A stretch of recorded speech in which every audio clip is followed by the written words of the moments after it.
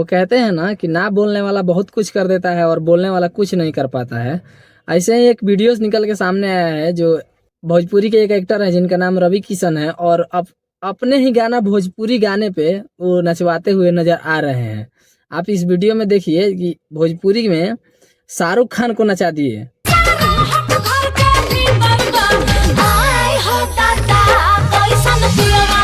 एक ये है जो बोलते हैं कि भोजपुरी का पावर स्टार मैं हूँ, पावर यही से शुरू होला और यही से खत्म। पावर खत्म ना हुई, मेरे भाई ये सब नाम दिए हैं पावर स्टार।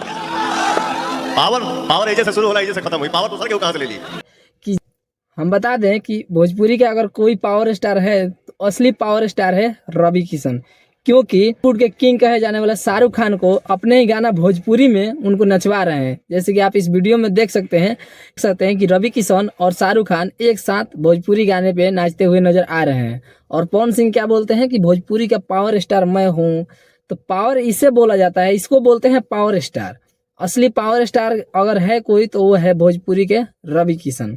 और पवन सिंह बोलते हैं कि भोजपुरी में मैं हिंदी पहली बार हिंदी लाया, मैं हिंदी एक्टर को नचवाया। और ये क्या बोलते हैं कि आप लोगों ने कल्पना नहीं किया होगा जिसको भी नचाऊंगा भोजपुरी में। तो आप एक बात तो आप बताइए कि भोजपुरी में किसको नचाए हैं? सिर्फ सनी लियोन के, वो भी भोजपुरी गाना पे नहीं नचवाए हैं, हिंदी गाने पे आप नचवाए हैं और हिंदी गाकर और आप उनको नचवाए हैं।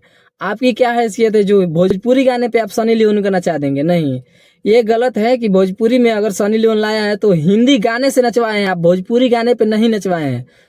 अगर भोजपुरी का कोई पावर स्टार कहलाएगा तो वो है रवि किशन। आपने कभी सुना है कि रवि किशन लाइव आकर बोल रहे हैं कि हम पावर स्टार? कभी नहीं बोले हैं। तो इसको बोलते हैं पावर स्टार। असली पावर स्टार कोई है तो वो है रवि किशन।